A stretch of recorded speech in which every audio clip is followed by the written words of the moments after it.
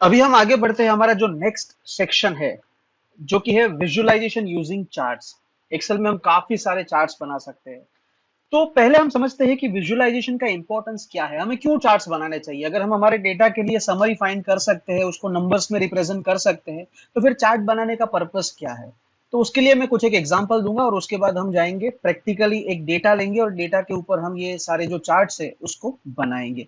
But उससे पहले हम समझेंगे इसका इंपॉर्टेंस और कौन सा चार्ट कब यूज होता है ये। सो एज आई मेंशन कि विजुअलाइजेशन जो है वो सबसे इंपॉर्टेंट पार्ट है कोई भी एनालिसिस का। अभी वो आपका स्टैटिस्टिकल एनालिसिस है, डेटा एनालिसिस है, बिजनेस एनालिटिक्स है, बिजनेस इंटेलिजेंस है, मशीन लर्निंग है, कुछ भी आप कर रहे हो तो उसके लिए ये विजुअलाइजेशन जो है वो बहुत ही यूजफुल होता है। इवन ये एमआईएस जो है उसमें भी जब विजुअलाइजेशन हम ऐड करते हैं तभी जाके ये जो ब्यूटिफिकेशन है वो उसमें से मिलता है। प्लस एक कम एरिया में काफी सारी चीजों को हम रिवील कर सकते हैं, डिस्प्ले कर सकते हैं। अभी मैं फॉर एग्जांपल ऐसा बताऊं आपको कि लेट्स से हम लोग गोवा गए थे 3 साल पहले और उस टाइम पे बहुत ही मजा आया। हम लोग वहां पे कोकोनट बीच पे गए थे और वहां पे हमने खूब मजे किए। वहां पे लोकल मार्केट था, वहां पे हमने शॉपिंग किया था, फिर वहां पे हमने एडवेंचरस एक्टिविटी की थी। वहां पे एक बहुत ही बढ़िया सा एक पत्थर था जहां पे हम बहुत ही अच्छी फोटोग्राफी कर सकते थे, तो हमने वहां पे कुछ एक फोटो क्लिक किए थे। इस तरीके से मैं आपको आधे घंटे तक एक्सप्लेन करता हूँ कि मैं जब गोवा गया था उस टाइम पे मेरा जो एक्सपीरियंस रहा था वो मैं आपको एक्सप्लेन करते रहता हूँ। अभी हो सकता है कि लेट्स से बहुत सारे लोग बैठे हैं जो ये सुन रहे हैं, बहुत सारे जो स्टूडेंट्स ये कोर्स में जिन्होंने एनरोल किया है वो ये सुन रहे हैं। हर एक के माइंड में जो पिक्चर क्रिएट हो रहा है, ये जो मैं मेरा एक्सपीरियंस बता रहा हूँ उसका, विल इट बी सेम और डिफरेंट। सो आपका आंसर होगा it will be different sir, right.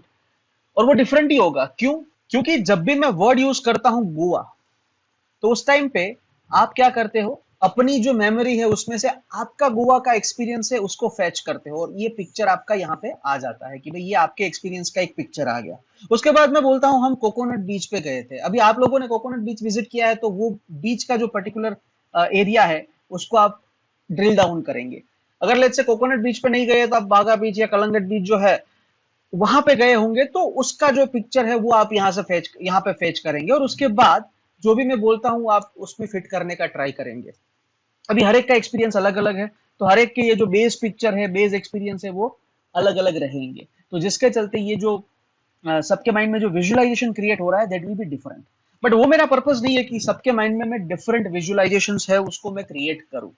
Okay, तो यहाँ पे मैंने सब लोगों को सेम इंफॉर्मेशन पास ऑन की, फिर भी सब लोगों के माइंड में अलग अलग विजुअल्स क्रिएट हो रहे हैं। That is not the purpose. जब भी हम हमारा डेटा प्रेजेंट करते हैं तो उस टाइम पे भी हमारा पर्पस ये नहीं होता है कि जो डेटा देखने वाला है वो अलग अलग तरीके से ये डेटा को देखे। जो हमने एनालिसिस किया है वो हम दिखाना चाहते हैं। तो हम वो कैसे कर सकते हैं? तो उसके लिए हम विजुअलाइजेशन है उसका यूज कर सकते हैं। फॉर एग्जांपल ये जो मैं गोवा का केस आपको बता रहा हूँ, तो मैं आपको ऐसे 30 मिनट्स तक एक्सप्लेन करूंगा, उससे अच्छा है कि मैं अगर आपको यहाँ पे ऐसा एक पिक्चर दिखा दूं कि भाई दिस इज द कोकोनट बीच जहाँ की मैं बात कर रहा हूँ। हम लोगों ने ये लोकल मार्केट में से कुछ शॉपिंग की थी, हम लोग यहाँ पे बैठे थे, फिर हम लोग यहाँ तक चल के गए थे, यहाँ पे ये पैराग्लाइडिंग एक्टिविटी चल रही थी तो हमने वहाँ पे काफी सारे एडवेंचर्स किए थे। And this is the spot कि जहां पे हमने सेल्फी लिए थे क्योंकि यहाँ से व्यू बहुत ही बढ़िया आ रहा था। तो इससे होगा क्या कि आप सब लोगों के माइंड में जो पिक्चर क्रिएट हो रहा है गोवा का, that will be same. Okay, that is first thing. Another thing कि मुझे ये 30 मिनट्स तक एक्सप्लेन नहीं करना पड़ेगा। I just need to explain few of the things. मैं थोड़ी सी चीजें ही हाईलाइट कर दूंगा तो आपको क्लियर हो जाएगा कि मैं क्या कहना चाहता हूँ। And that is the power of visualisation. इसलिए कभी भी आप कोई भी एनालिसिस करो, जब भी उसको प्रेजेंट करना होता है तो उस टाइम पे try to make beautiful visuals. Okay, इसका मतलब ये नहीं है कि आप कुछ भी उठा के कुछ भी बना दे, बट सही तरीके से सही विजुअल को यूज करके आप अपने डेटा को बहुत ही बढ़िया तरीके से रिप्रेजेंट कर सकते हो। तो कैसे करेंगे? So let us try to see some more example कि जिससे हमें पता चले कि विजुअलाइजेशन का इंपॉर्टेंस क्या है। एक दूसरा एग्जांपल है कि यहाँ पे ये ऑर्डर वैल्यूज दी गई है जो कि थाउजेंड्स में है। अभी ये मेरा जो डेटा है वो लेट्स से 1 मंथ का डेटा है। वहां पे मैंने मेरी जो एमआईएस है उसमें मुझे ये प्रेजेंट करना है, तो मैंने इस तरीके से एक स्लाइड रखी है। नाउ मेरा मैनेजमेंट है वो मुझे पूछेगा कि भाई ये कहना क्या चाहते हो। तो मैं बोलूंगा कि सर ये हमारा ये मंथली सेल्स है। वो तो पता है, लेकिन क्या ट्रेंड बन रहा है, क्या पैटर्न बन रहा है, हमें उसमें इंटरेस्ट है। ये इंडिविजुअल ऑब्जर्वेशन में इंटरेस्ट नहीं है, और इंडिविजुअल ऑब्जर्वेशन में एनालिस्ट के सिवा किसी को इंटरेस्ट होता भी नहीं। ठीक है, तो हमें क्या करना होगा कि इसी को हमें एक चार्ट में कन्वर्ट करना होगा। यहाँ पे ज्यादा से ज्यादा हमें क्या पता चलता है कि यहाँ पे ये 1 2 3 4 ऐसे करके हमारे पास 10 रो है, यहाँ पे 1 2 3 4 ऐसे करके हमारे पास 10 कॉलम है, तो ये 10 by 10 का टेबल है, तो 100 ऑब्जर्वेशन होंगे, यानी कि 100 ऑर्डर्स है वो आए थे वो पर्टिकुलर मंथ में। उसके अलावा क्या पता चलता है कि अगर मैं थोड़ा सा टाइम आपको और दूंगा तो आप यहाँ से हर एक वैल्यू को स्क्रॉल करेंगे, लाइक उसको रेफर करेंगे, and then you will be trying to find out minimum and maximum value. थोड़ा सा टाइम दूंगा तो ठीक है, लेकिन उसके अलावा कुछ पता नहीं चलता है। लेकिन लेकिन इसी का अगर हम एक छोटा सा विजुअलाइजेशन क्रिएट करें तो लेट अस सी दैट। हमने ये हिस्टोग्राम बनाया है, बट यहाँ पे आप समझिए कि ये एक जो डेटा हमने देखा उसी को हमने चार्ट में कन्वर्ट कर दिया, कि जहां पे हमारी जो एक्स एक्सिस है, this is called X axis, this is called Y axis. तो यहाँ पे एक्स एक्सिस जो है हमारी, वहां पे ऑर्डर वैल्यूज दी गई है, और वाई एक्सिस में उसकी फ्रीक्वेंसी कि भाई 0 to 1000, because it is in 1000। Okay, so 0 to 1000 के बीच में कितने ऑर्डर्स है, तो हम यहाँ पे पता चल सकता है कि ये 14 ऑर्डर्स है। सिमिलरली 1000 और 2000 के बीच में कितने हैं, तो बोला ये 20 जितने ऑर्डर्स है। सो लाइकवाइज हमें एक पता चलता है यहाँ से। दूसरी चीज कि ये हमें क्या बताता है, centre of the data. First thing जो हमें यहाँ से पता चलती है वो है centre of the data. Centre यानी कहाँ पे मेरा डेटा सबसे ज्यादा बंच्ड अप है। बंच्ड अप यानी यहाँ पे आप देख सकते हो कि सबसे ज्यादा लंबा बार कौन सा है, 2 to 3 के बीच में जो है वो, ठीक है। सो उसका मतलब ये है कि ज्यादातर हमारे सेल्स ऐसे है कि जिसका लाइक 2 और 3000 के बीच में हमारी ऑर्डर वैल्यू है वो है, ठीक है। दूसरा हमें क्या पता चलता है कि वेरिएशन इन द डेटा, कहाँ से लेके कहाँ तक मेरा डेटा फैला हुआ है। तो यहाँ पे आप देख सकते हो कि भाई नियर टू जीरो वाले भी केसेस है, यानी बहुत ही नॉमिनल वैल्यू वाले भी केसेस है, और 8000 और 9000 के बीच वाले भी कुछ ऑर्डर्स है। तो ये यहाँ से लेके यहाँ तक मेरा डेटा फैला हुआ है वो पता चलता है।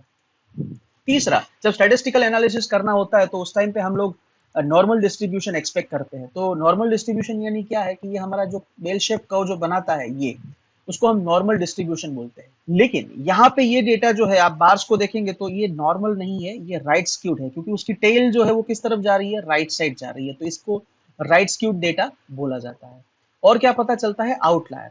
आउटलायर यानी एक्सट्रीम वैल्यूज, कि जो हमारा नॉर्मल डेटा जो है उससे थोड़ा सा हटके है, हटके यानी उससे थोड़ा दूर है। यहाँ पे आप देखेंगे तो ये वाला जो है that can be considered as an outlier.